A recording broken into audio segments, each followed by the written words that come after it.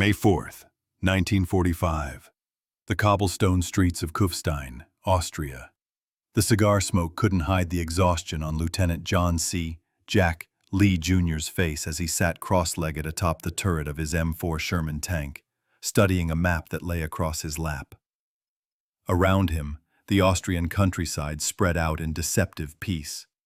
Church spires punctuating pine-covered hills, the Inn River glinting silver in the afternoon light. Just 8 miles from the German border, just days from peace.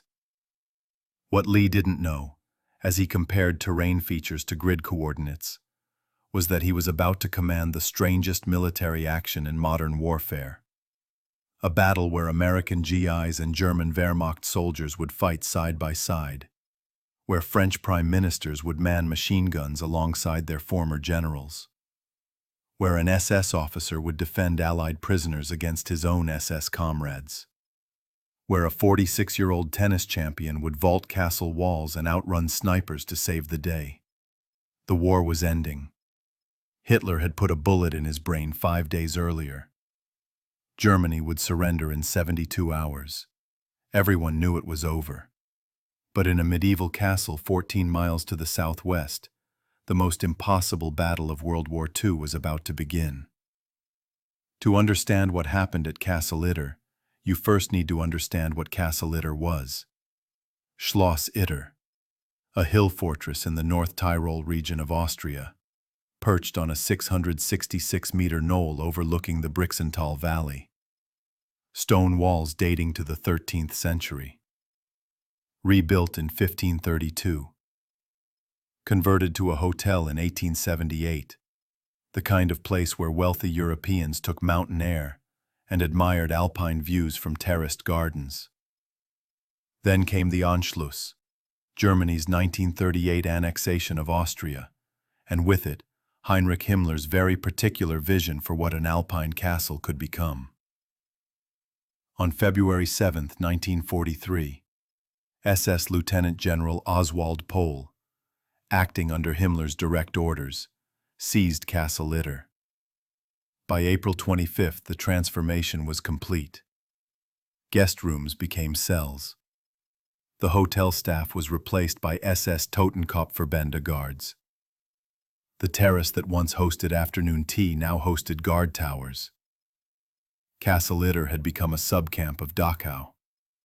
But unlike Dachau, this was not a death camp. This was something stranger.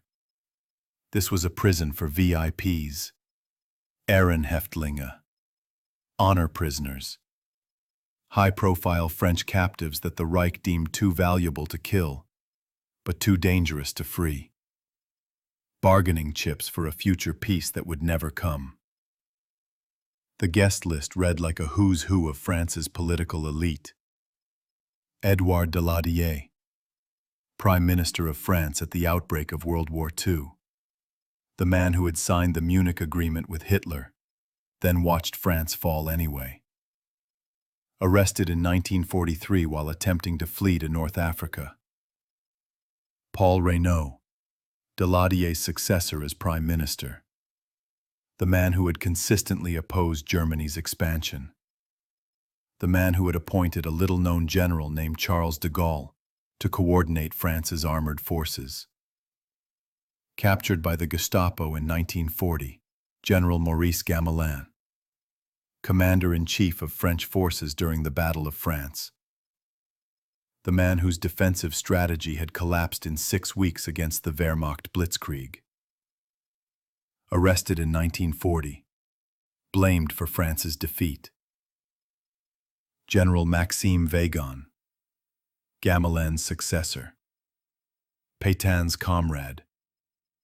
The 73-year-old military legend who had tried to flee France in 1942. Captured. Imprisoned. Léon Jouot. Trade union leader. Socialist. Opponent of both Vichy and the Reich. A man whose political influence could reshape post-war France. François Delarocque. Right-wing leader of the Croix de Feu movement. Former fascist sympathizer who had broken with the collaborationists, arrested for his defection. Marie-Agnes de Gaulle, Charles de Gaulle's elder sister, held not for her crimes but for her brothers. And Jean Barotra, the bounding Basque, champion tennis player, winner of Wimbledon, one of France's four musketeers who had dominated the sport in the 1920s and 30s. Former Vichy Commissioner of Sports who had tried to escape to join the Allies in North Africa, captured by the Gestapo in November 1942. Pumped full of truth serum, thrown in solitary confinement for 6 months, only released after the King of Sweden, a tennis fan, personally intervened. These were not random prisoners. These were men and women who would shape France's future.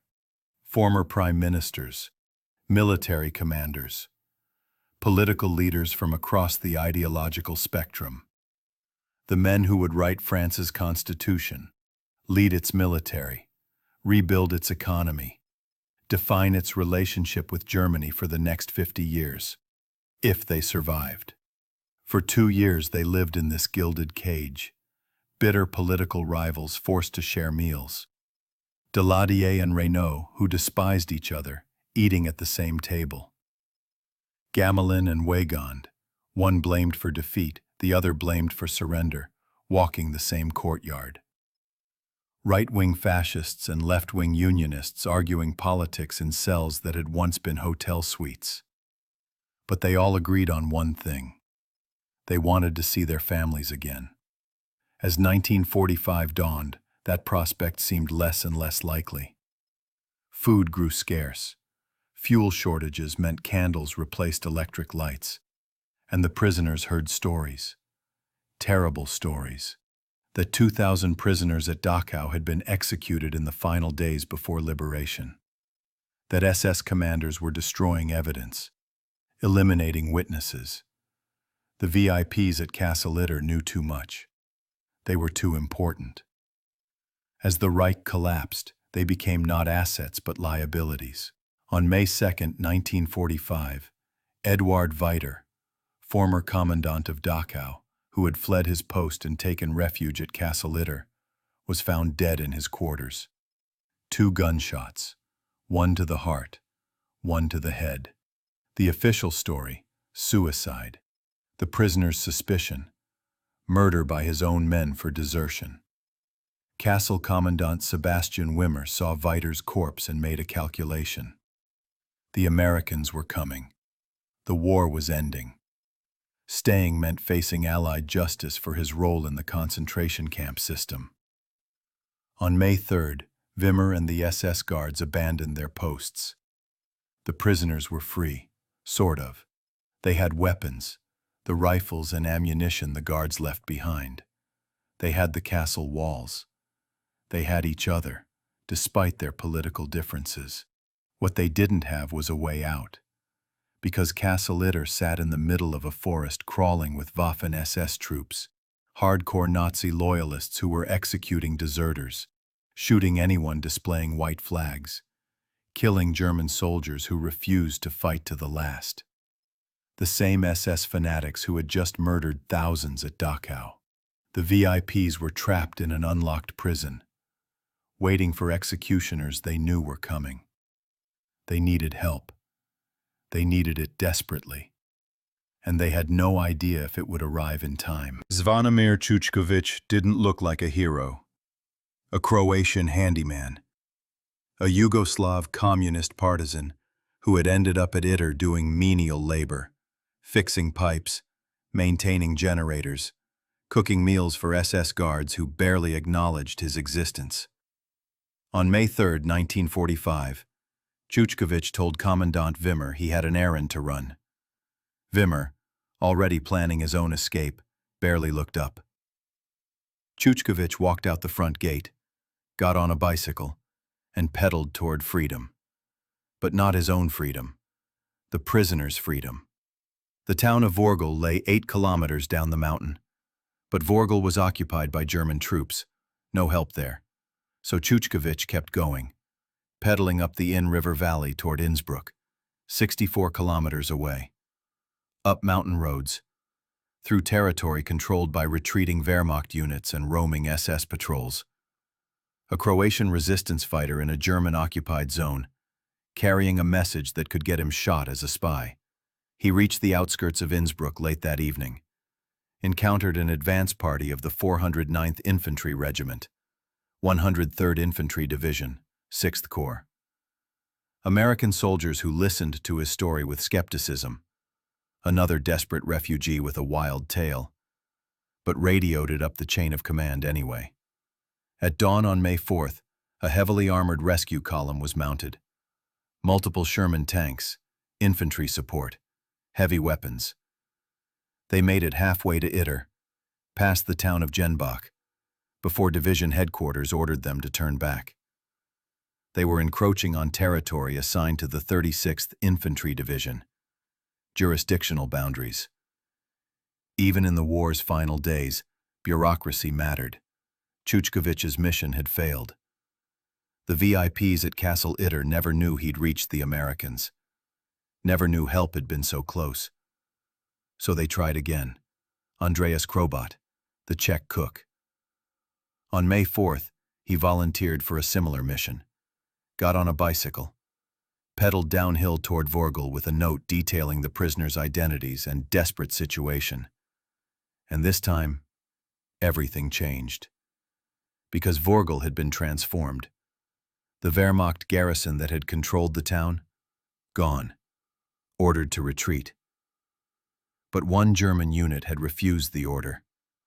A ragtag collection of artillery soldiers, led by Major Joseph Sepp Gangl, who had defied Nazi command and joined forces with the Austrian resistance. Gangl was not a Hollywood-style war hero. He was a Wehrmacht officer who had spent years fighting for the Reich. Decorated veteran of the Eastern Front, professional soldier. But by May 1945, whatever loyalty he'd once felt had burned away.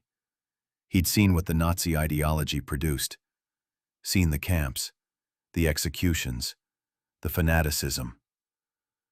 When the retreat order came, Gangl made a choice. He would stay in Vorgel, protect local civilians from SS reprisals. Nazi loyalists were executing deserters on sight, shooting at windows displaying white flags or Austrian colors, killing military-age males as potential defectors. Gangl positioned his men to shield residents until American forces arrived, and he could formally surrender. Andreas Krobot found Gangl through Rupert Hagleitner, leader of the local Austrian resistance. Explained the situation. The VIPs, the SS threat, the desperate need for protection. Gangl faced an impossible decision. Leave Vorgel undefended, and civilians would die. Stay, and the French VIPs would be murdered. He couldn't protect both, unless he could find American forces willing to take the mission. That's when fortune intervened. Because at that exact moment, just 13 kilometers to the north in Kufstein, Lieutenant Jack Lee's tanks were sitting idle in the town square, waiting for the 12th Armored Division to be relieved by the 36th Infantry Division. Gangl drove to Kufstein under a white flag, his Kübelwagen, a German military vehicle, rolling into American-controlled territory. German soldiers meeting American enemies. A Wehrmacht major who could be shot as a spy or a combatant, hoping the Americans wouldn't open fire before he could explain. Captain Jack Lee, recently promoted from lieutenant, was not what you'd call diplomatic. He was a 27-year-old tank commander from Norwich, New York, stocky, battle-hardened, known for his crude language and his cigar-chewing, whiskey-drinking style. His tank, Besotten Jenny, had been nicknamed by one of his African-American crewmen after a cheating girlfriend. He'd fought across France, through Germany, earned a Bronze Star along the way. He'd been hoping Kufstein would be his last battle, but when Gangl told him about the French VIP, prime ministers, generals, a sister of Charles de Gaulle, Lee didn't hesitate. He volunteered to lead the rescue mission. Got immediate authorization from his headquarters. That afternoon, He and Gangl drove to Castle Itter in Gangl's Kubelwagen to personally reconnoiter the fortress. What Lee saw wasn't encouraging. The castle sat atop a steep hill, exposed on all sides. Single narrow road leading to the gate. Stone walls from the 16th century that could stop small arms, but would crumble under artillery. Commanding position, yes, but also a trap if they got pinned down. Lee requested reinforcements. 5 additional Sherman tanks from the 142nd Infantry Regiment, 36th Division.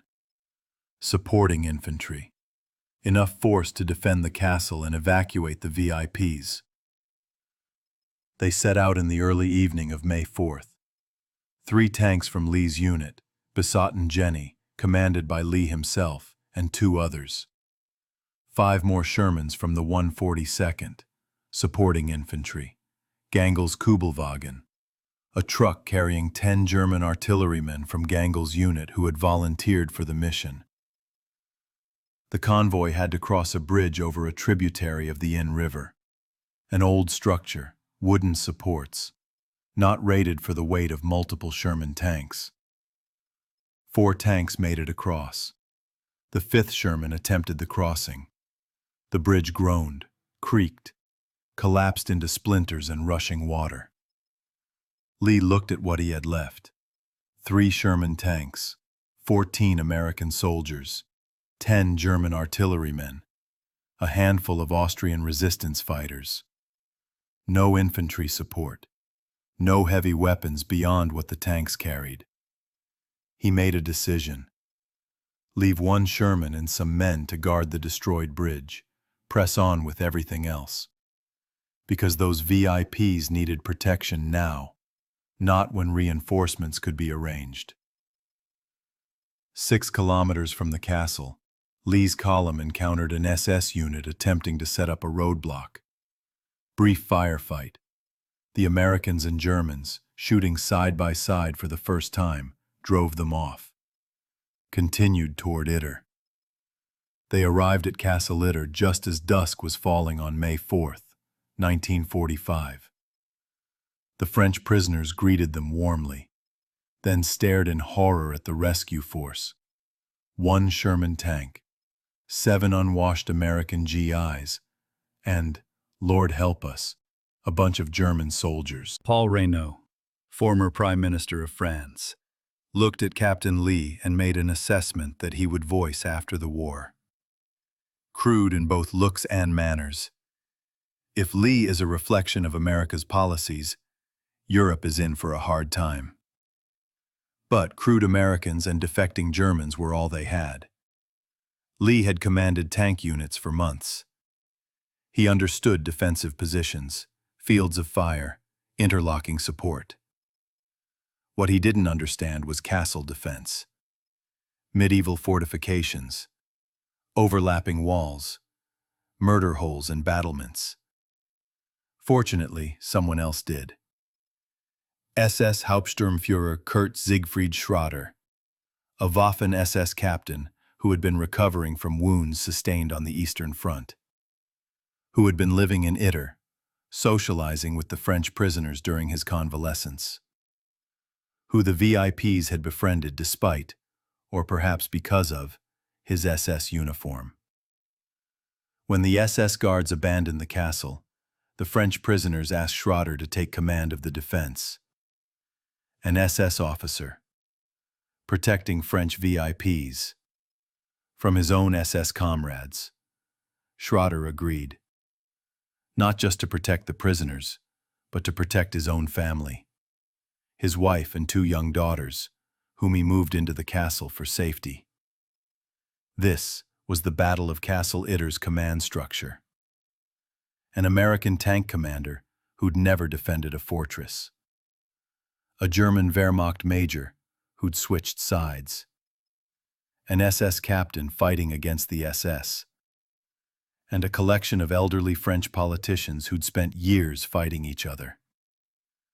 Lee positioned Besot and Jenny, his M4A3E8 Sherman, armed with a 76mm cannon, a .50 caliber machine gun, and 2.30 caliber machine guns, directly in front of the castle's main gate, commanding the approach road. His gunner, Corporal Edward Zimsick, began measuring ranges, preparing ammunition, planning fields of fire. Gangel's German troops set up machine gun positions on the castle walls. The Austrian resistance fighters, including 16-year-old Hans Waltel, who arrived with 2 more Wehrmacht soldiers Gangel had called from Wurgel, took positions covering the eastern approaches. Schroeder, with his experience of defensive warfare on the Eastern Front, coordinated the overall defense, identified weak points, planned fallback positions. And the French VIPs? Lee ordered them to stay in the cellar. Take cover. Let the soldiers do the fighting. The French prisoners ignored him completely. Edouard Daladier, 61 years old, picked up a rifle. Paul Reynaud, 66, found a weapon. General Maxime Weygand, 73 years old, helped Lee man a .30 caliber machine gun they'd mounted on the wall. Jean Barotra, the 46-year-old tennis champion, took position with a rifle. Even François de la Roque and Michel Clemenceau armed themselves. These were not combat soldiers. These were elderly politicians, men who'd commanded armies from headquarters, negotiated treaties in conference rooms, given speeches in Parliament. Men who'd spent 2 years as prisoners, their muscles atrophied, their reflexes dulled. But they were French, and they would fight for their freedom. That evening, May 4th, just after nightfall, Lee, Gangel, and Schroeder walked the castle walls together. An American, a Wehrmacht officer, and an SS captain, planning a defense against Waffen-SS fanatics, discussing tactics, sharing intelligence about enemy dispositions. Then they descended to the Great Hall for dinner. The 3 officers, American GIs, German artillerymen, Austrian resistance fighters, French politicians, Schroeder's wife and young daughters, all breaking bread together in a medieval castle, while, somewhere in the dark forests beyond, SS troops prepared to attack. After dinner, they toasted. To victory, to survival, to whatever happened next. What happened next came at 4 a.m. on May 5th, 1945. Heavy gunfire erupted from the tree line. Rifles, machine guns, probing fire. An SS reconnaissance force testing the defenses, assessing the castle's strength, looking for weaknesses. The defenders returned fire. American Brownings, German MG-42s, the Sherman's .50 caliber. Tracers cut through the pre-dawn darkness. The skirmish lasted 30 minutes before the SS pulled back. Everyone knew what was coming. The real attack. At first light.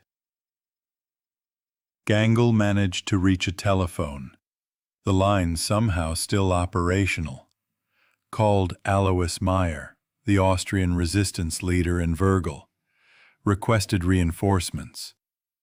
Meyer could spare only 3 more fighters, 2 German soldiers and teenage Hans Waltel. They piled into a vehicle and raced toward the castle. As dawn broke on May 5, 1945, just 2 days before Germany's surrender, the Battle of Castle Itter began in earnest. 100 to 150 Waffen-SS soldiers, led by Oberfuhrer Georg Bachmann, emerged from the forests and hills surrounding the castle.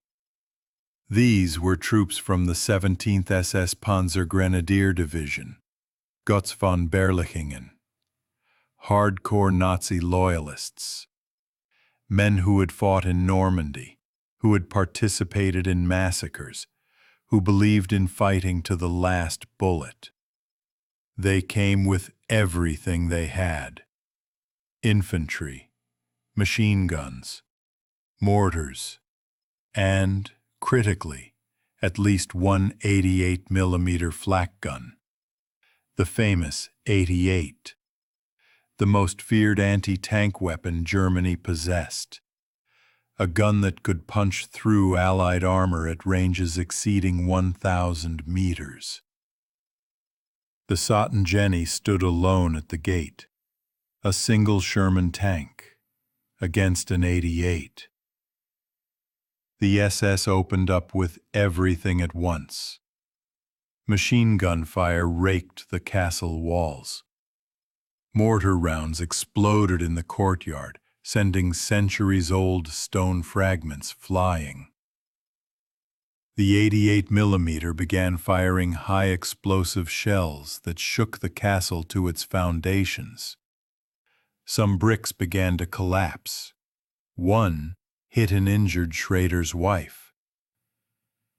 Inside the Sherman, Corporal Zimzik worked his guns with precision. The main 76mm cannon fired high-explosive rounds into the SS positions. The 50 caliber swept the tree line. The 230 cals hammered away at anything that moved. On the castle walls, American GIs and German Wehrmacht soldiers fought side by side. Private First Class John R. Lee, no relation to Captain Lee, fired his M1 Garand. Gangel's artillerymen worked their MG-42s, the distinctive Hitler's buzzsaw sound joining the American weapon's deeper bark. The French VIPs fought with the desperation of men who knew what capture meant. Weygand fed ammunition belts. Daladier and Reynaud, political enemies for decades, took turns at a machine gun. Barotra moved between positions, carrying ammunition, calling out targets. For hours the battle raged. The SS threw themselves at the castle in waves. Each time the defenders drove them back. But ammunition was running low. The Sherman's main gun was nearly out of rounds. The small arms were burning through magazines at an unsustainable rate. And the 88 kept firing. Shell after shell slamming into the castle walls, searching for the Sherman. At approximately 11 a.m., the 88's crew found their mark. The high-explosive shell slammed into Besotten Jenny's turret. The Sherman's armor, designed to stop German tank rounds, held against most hits. But the 88 was not most guns. The explosion was catastrophic. Corporal Zimzik had ordered his crew out moments before. They scrambled clear as the tank erupted in flame. Ammunition cooked off. Fuel ignited. Lee's beloved Sherman, the tank that had carried him across France and into Austria, was now a burning wreck blocking the main gate. The SS saw the tank explode, saw the smoke, saw their opportunity. They swarmed from the tree line, infantry rushing toward the castle's main gate, others scrambling up the western slope, trying to reach the lower walls. This was the moment, the desperate final push. If the SS broke through now, everyone in the castle would die. The defenders poured fire into the attackers. American rifles, German machine guns, French VIPs shooting with whatever they could grab. The firepower was devastating. SS troops fell in waves, but they kept coming. And the ammunition kept running out. Major Joseph Gongol spotted a sniper position. The SS marksman was targeting the castle's observation points, trying to blind the defenders. Gongol and Captain Lee moved to a rooftop position to spot the 80's location. If they could identify it, maybe the remaining forces could suppress it. Paul Reynaud, former Prime Minister of France, stood near a window, rifle in hand, firing at the SS troops below. Gongol saw the sniper's scope glint, saw the barrel turning toward Reynaud, moved without thinking. The 7.92 by 57 mm Mauser round hit Major Joseph Sepp Gongol in the chest as he shoved Reynaud out of the line of fire. The German officer, who had defied his commanders, joined the Austrian resistance, allied with American forces, and fought his own countrymen to protect French VIPs, collapsed to the stone floor.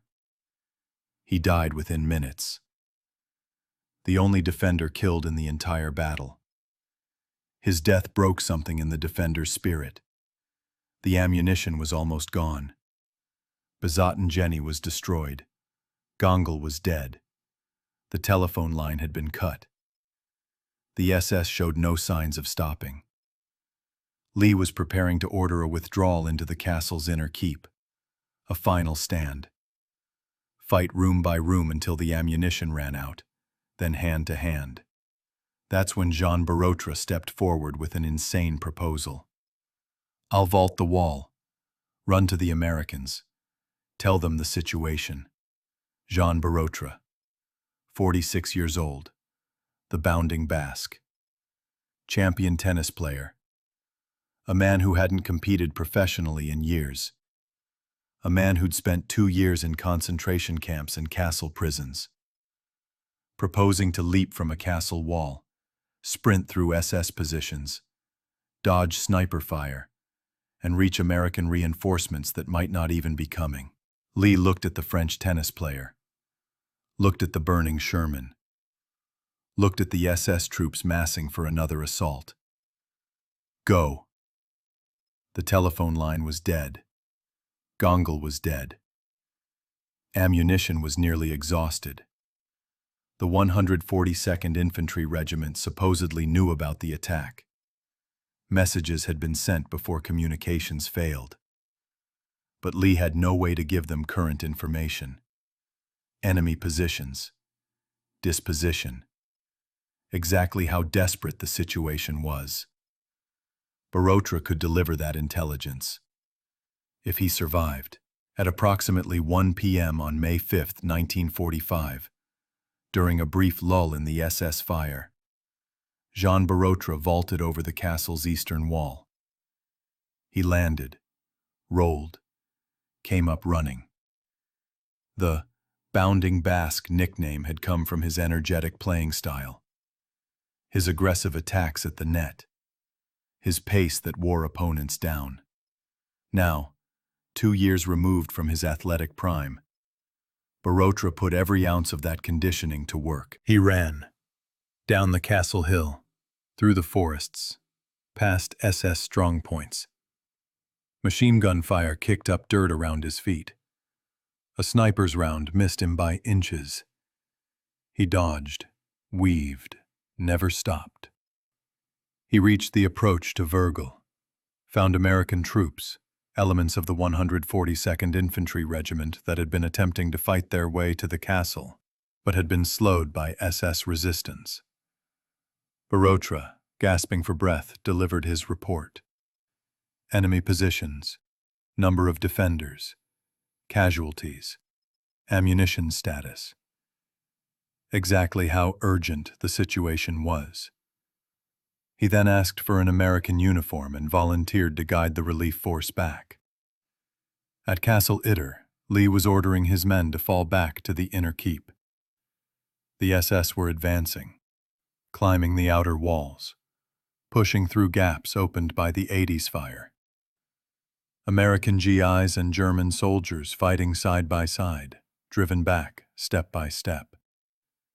The French VIPs had stopped trying to be soldiers. They'd become ammunition carriers. They gonned passing magazines, Reynaud hauling boxes of cartridges, Daladier and Clemenceau helping wounded defenders into cover.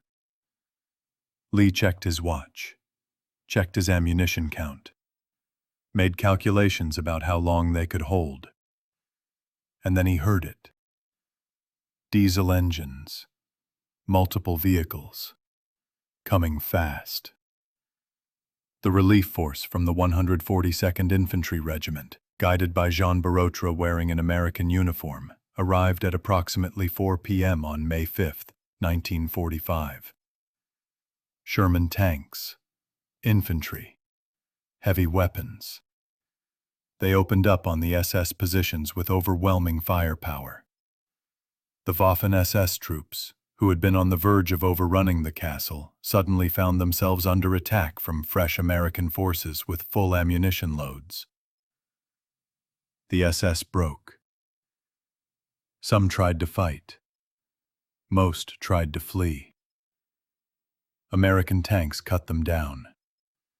Infantry rounded up survivors. Within 30 minutes, the Battle of Castle Itter was over. Approximately 100 SS prisoners were taken. The rest were dead or had scattered into the forests.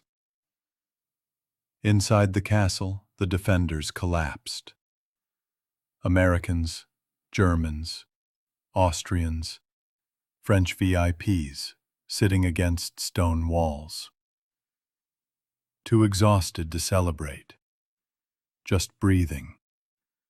Just alive.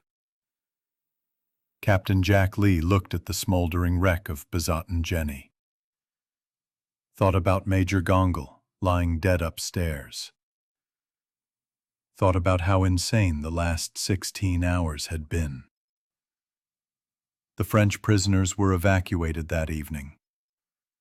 They reached Paris on May 10, 1945. Edouard Daladier would help shape France's Fourth Republic. Paul Reynaud would become a major political figure in post-war France. Weygand and Gamelin would influence military doctrine. Léon Jouot would receive the Nobel Peace Prize in 1951 for his work on international trade unions. Jean Barotra would continue playing tennis until he was in his 60s. He lived until 1994, dying at age 96, long enough to see the Cold War end and the European Union form. Captain Jack Lee was promoted to captain and received the Distinguished Service Cross for his actions at Castle Itter. He died in 1973, having lived a quiet life after the war. Major Joseph Gongol was honored as an Austrian national hero. A street in Vergel was named Sepp Gongolstrasse in his memory.